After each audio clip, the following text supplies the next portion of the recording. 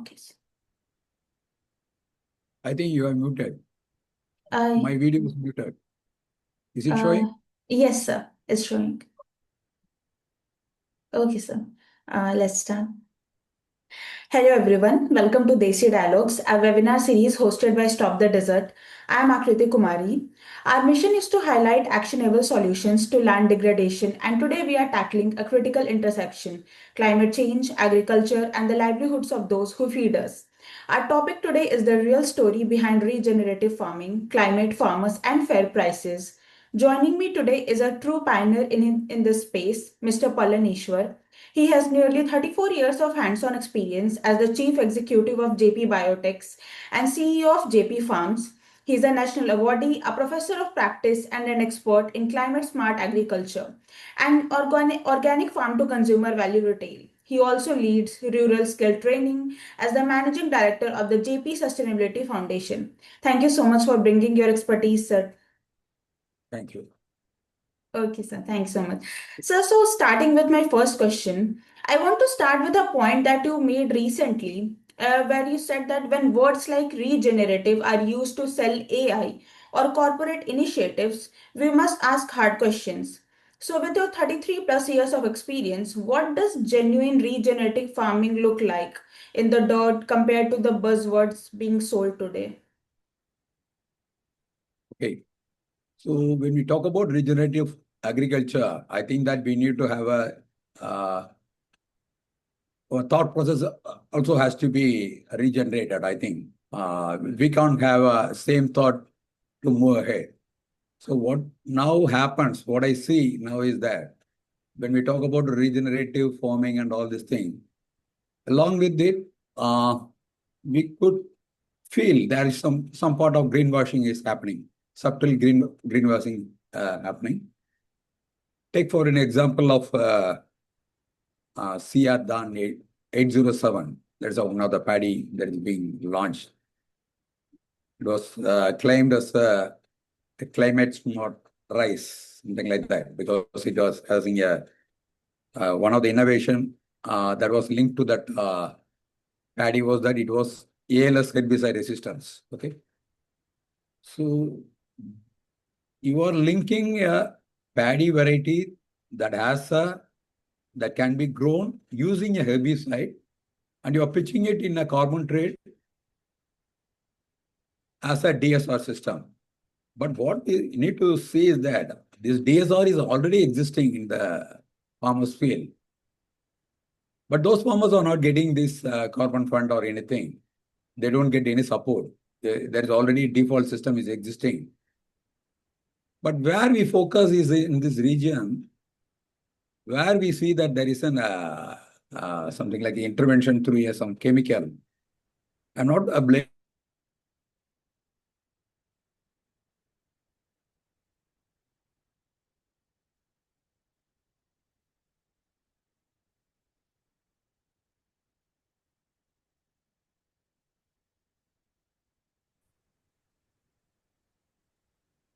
Yes, sir. Am I able to? Yes, I'm yes, in the you are. line. Yes, sir, you are audible. Yes.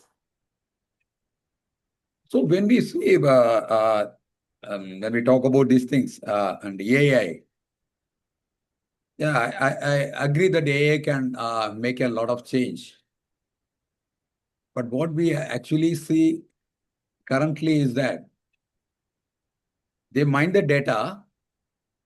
The data is owned by the farmer. They create a story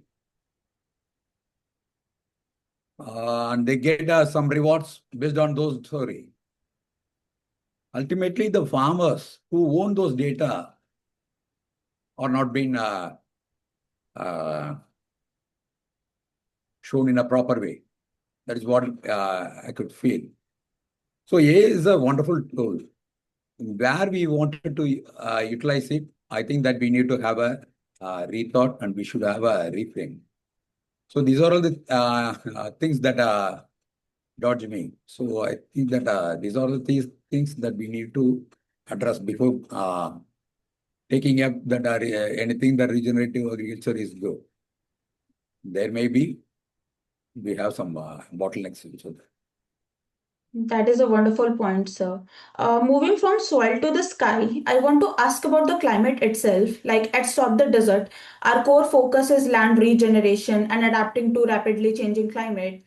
So, how have you seen like shifting climate patterns directly alter agricultural realities on the ground? And like what specific climate smart interventions have you found that actually work?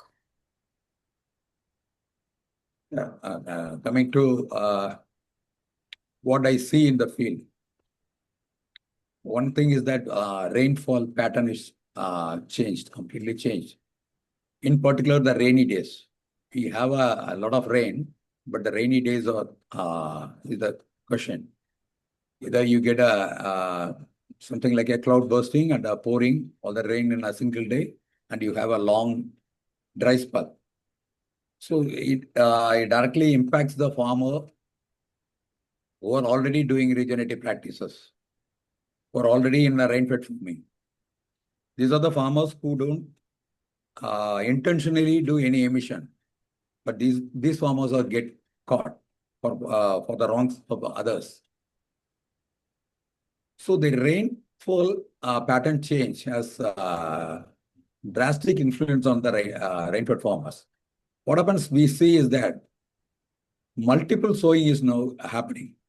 The farmer used to come with for the first time sowing, they used to have a select a good seed, pay for it, and all these things they do it. They sow it. The rain may not be proper. What we say that the rainfall may happen, but it's not up to that wetting point so that the germination will be proper. So what happens? The seed gets poor germination. The seed gets lost. So again, the farmer has to go for a resowing. So this is now we see this pattern is repeating. Number of resowing is getting increased. So in case of dryland farming and all, it is a one-time shot. They have only one season and they have to look within that season they have to make their own livelihood. So here, because of the changed rainfall pattern, these are all the difficulties faced by the farmer who are already a climate smart because they don't depend upon external energy for pumping the water or any chemical fertilizers. All these are all linked. So what I say is that the rainfall pattern has been completely changed. So it is influencing. Another one thing that what we see is that even the water, if a farmer has a water, they also face a challenge nowadays because of the dry spell, longer dry spell, the number of irrigation they are using is getting increased. Unfortunately, most of the farmers who are irrigating now use the borewell water. Since we have in our region, we have a free power supply and all this thing. So whenever there is a dry spell, increased dry spell, the water consumption is also getting increased.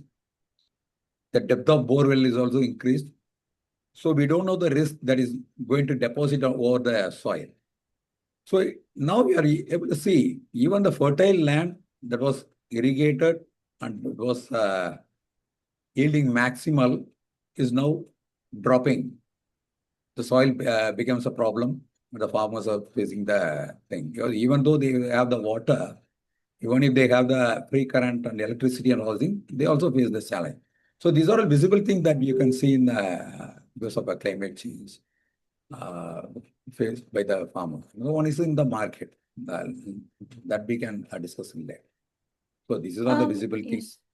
Yes, sir. So connecting to that point only, as you were talking about water and how it is very important for agriculture and farming. So, like in drought-prone areas that are like severely threatened by desertification, since water being the ultimate currency, what are the most underutilized strategies for water use efficiency and retention that you have successfully maybe implemented by JP Farms or at JP Farms to regenerate the landscape?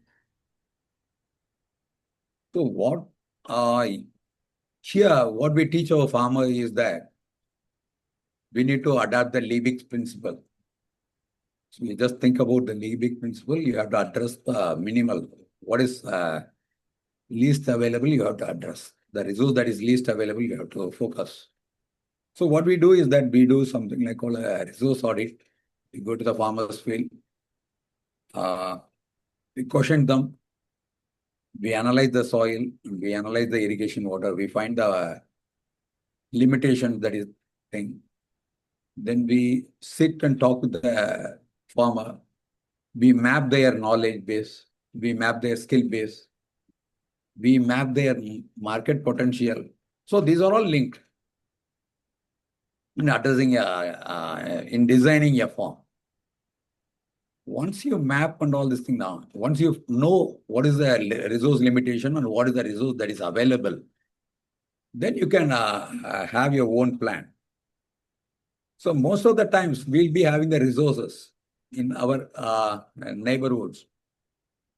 The problem is that we don't have the vision to see. That is the thing that we train our farmers, or we make a farmers to sensitize. These are all the resources that is easily available. Why don't you use this thing for water conservation? One thing that I can say is that the mulching with residue, crop residue, and all this thing, it works. It works in um, going mulching, precision planting. One thing that we adopt is that we go for a drill pit and we apply specifically the organic carbon manure into the pit. Then we go for planting those seedlings. We focus mostly on the chili, so those area that we plant. So we don't advise the farmers to go for a sporadic application of organic carbon. We go for a precision thing. So these things makes a lot of changes. So once farmers are taught to utilize the local resources and their skill and their thought process is changed, it works. There's not a single solution for each and every farmer. The solution may not be same for each and every, but the thought process can be same. That can be made. Yes, sir.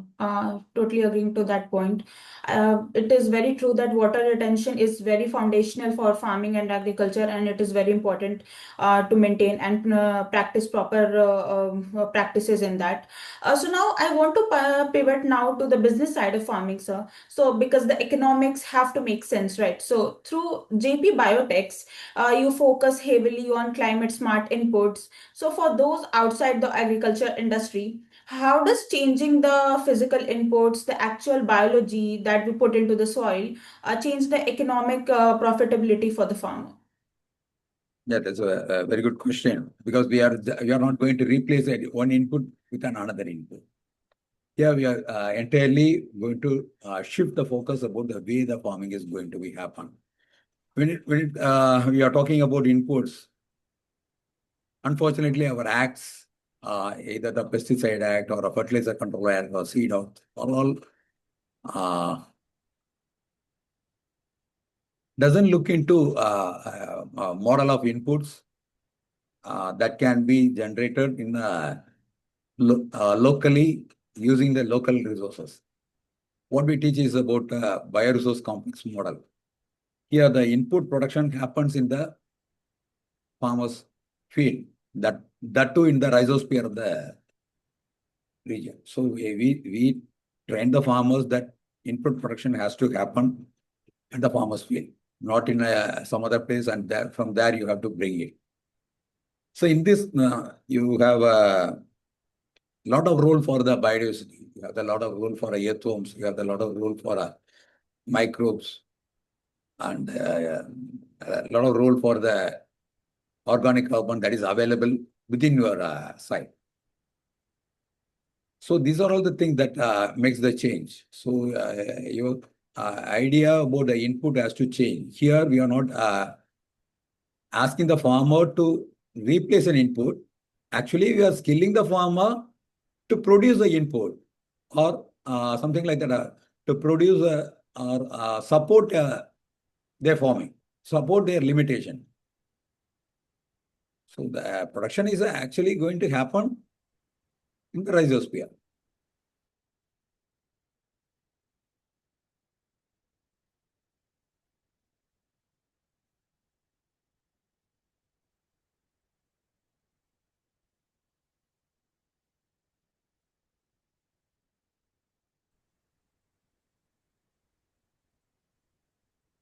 Ah, hello.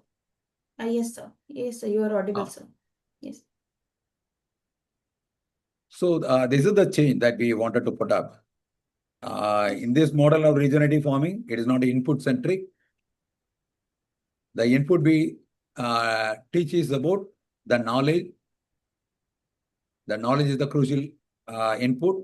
The farmer has to identify the resource that is available nearby him, or he need to understand how to multiply those microbes in the rhizosphere. What we see now is that one of the thing is that even the bio inputs are being sold like chemical fertilizers or something, chemical pesticides.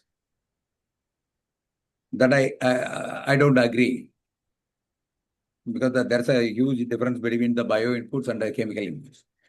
Take for an example of a chemical input of a furadon, carbofuran, that they are that will be pitched to control a nematode.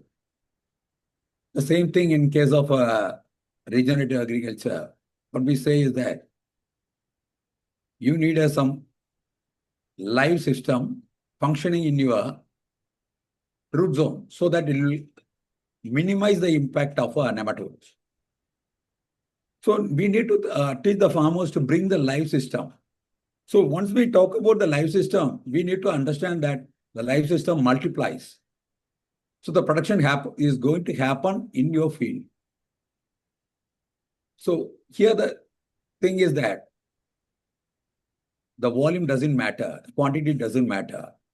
It is the reproduction ability that you are going to bring in your root zone that is going to matter. So we need to train the farmer how to make the living system work. It is not about the quantity, or it is not about the population count, or it is not about the dose and all this thing.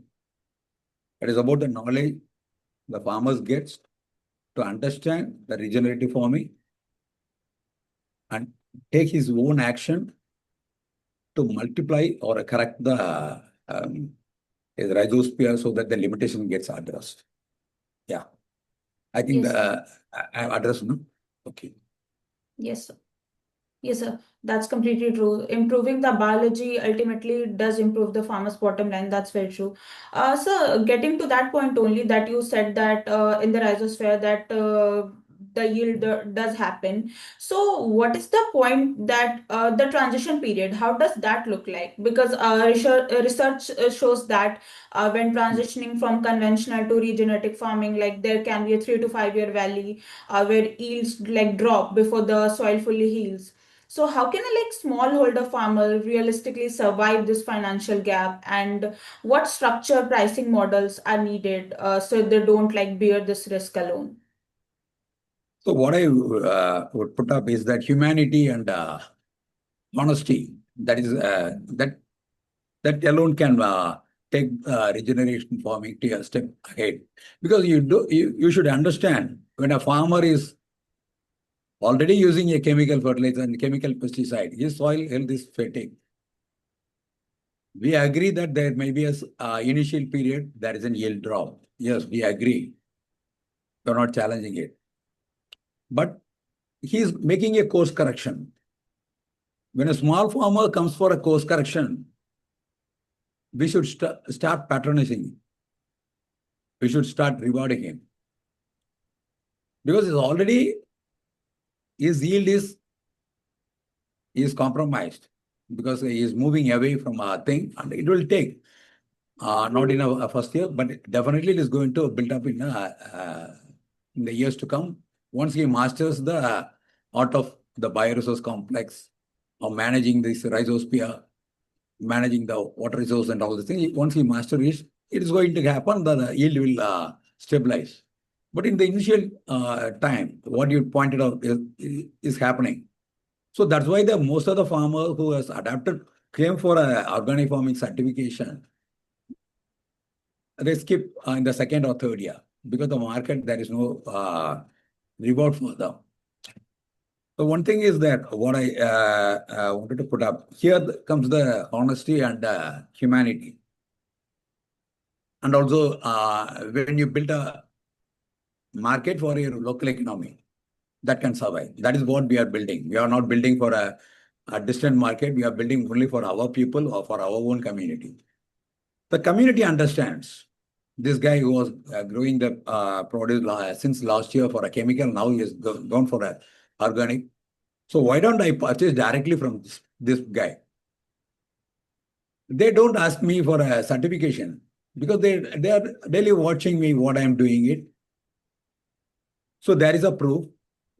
So once the community understand, once the fellow farmer understands, once the exchange really starts happening, these things will can be looked up. But one thing is that these organic certification standards and all this thing, I have a reservation because they are all boundary based. You talk about a global as a boundary. You make a uniform standard for a global standard. So your expectation is all for a global expectations. So for meeting all this global standard, global expectation for a farmer who is operating within a boundary, I just wanted to sell it in my village. I just wanted to sell in my town. So why should I have those tall standards, those tall global standards? I'm not scaling up.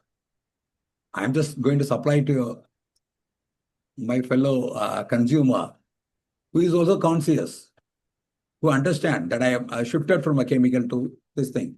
So this is all the way that we can make it happen. We need to have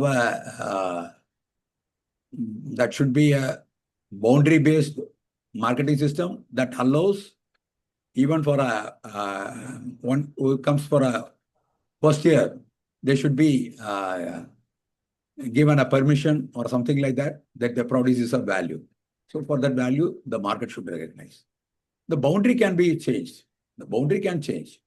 You can say that the farmer can sell as an organic in this town or in this village, but not for as a statewide or for a nationwide or for a global scale. So the standard may vary depending upon the boundary you choose. So based on the thing, if you have corrections, I think that even a farmer who has taken up a first step should be rewarded. If you don't reward even for taking up a first step, that farmer won't take up the second step. He will backtrack. Okay. That is such a true point, sir. Shared responsibility is definitely very important for agriculture, especially when we are looking at global markets. So, moving on with that and connecting to your own integrated contract farming methods, where you have successfully integrated GI tag bred chili for the global spice market. Since a core principle of regenerative farming is since of is that it must be like highly localized to specific soil. So how do you scale these localized practices to meet the rigid standardization required for international export?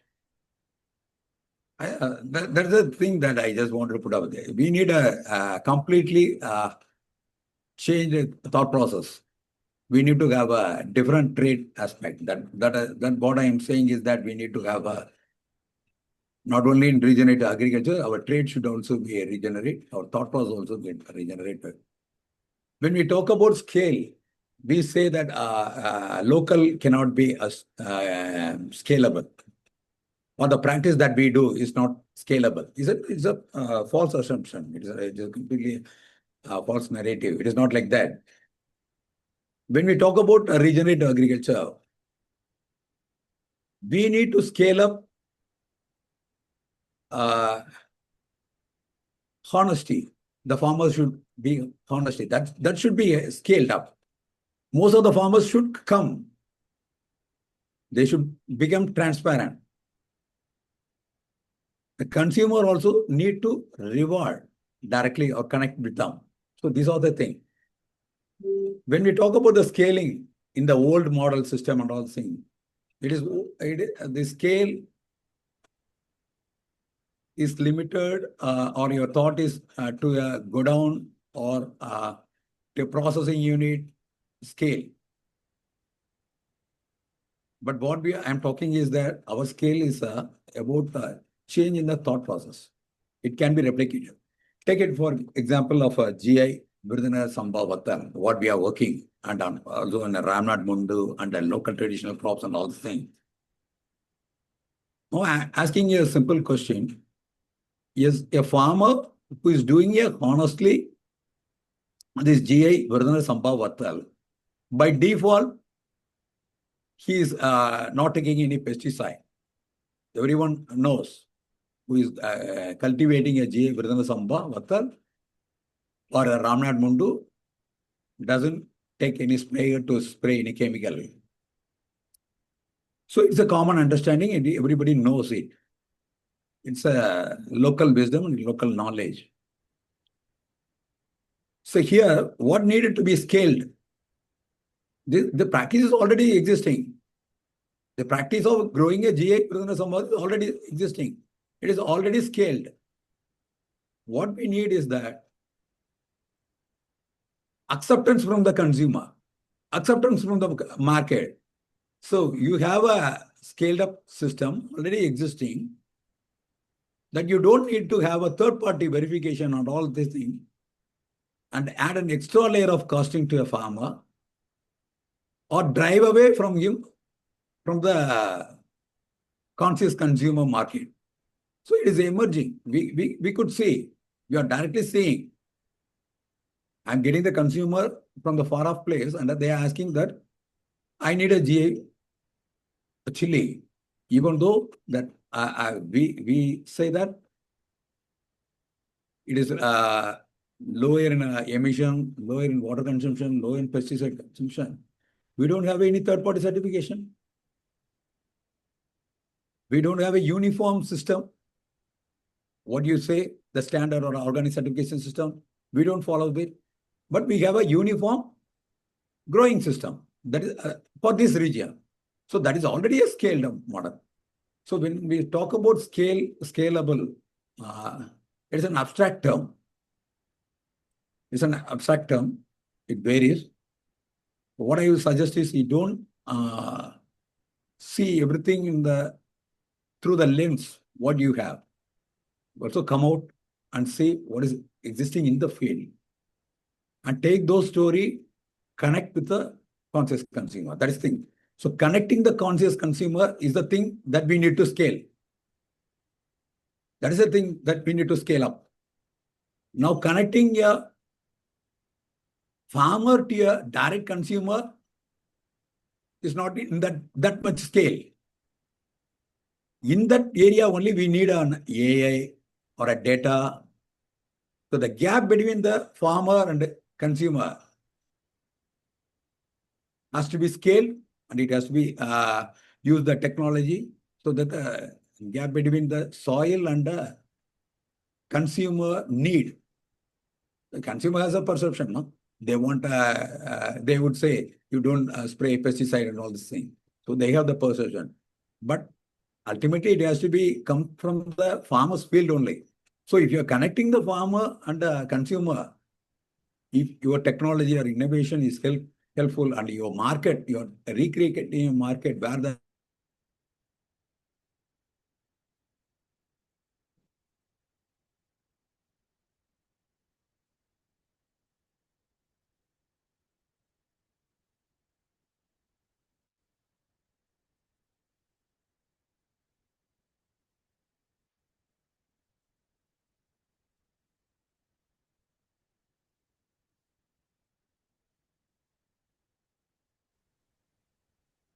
I think you can go for an next question. Is there any other question? Yes, sir. Just one last question. Sir, as you have mentioned about stopping desertification that comes and how it can be stopped, and there are various ways that people say that it can be stopped like that. So, for the policymakers, consumers, and like young entrepreneurs listening right now, what is the single most actionable step that we can take today to ensure a fair and sustainable food system?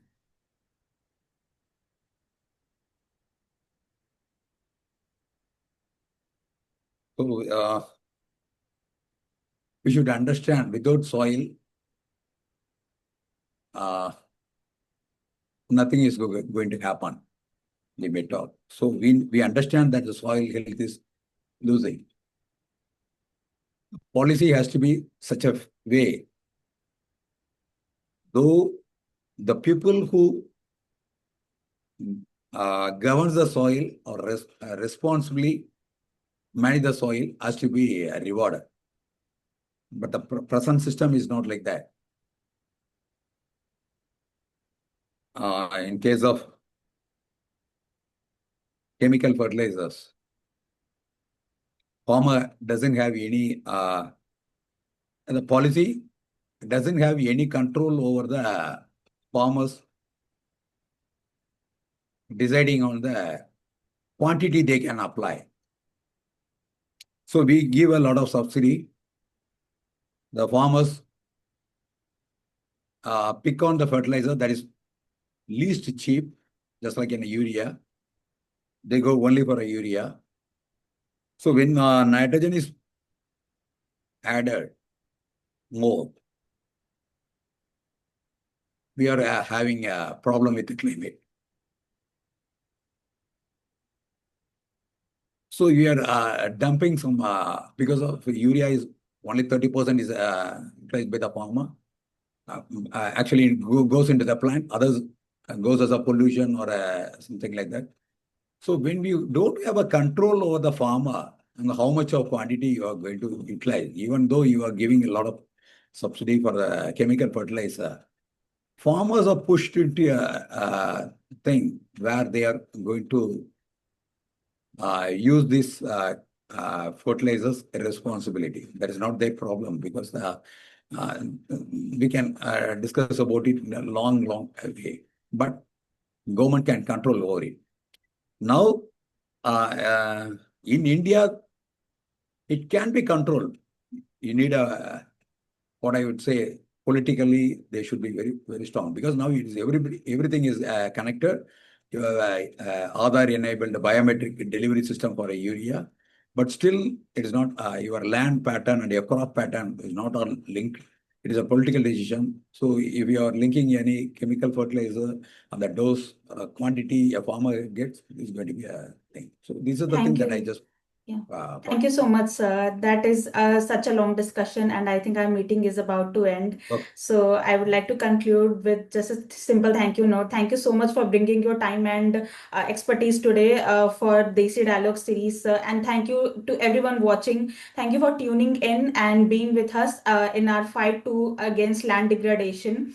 And yeah, we will see you at the next Desi Dialogues. Thank you, everyone. Have a great day. Thank you, sir. Thank Thank you, sir.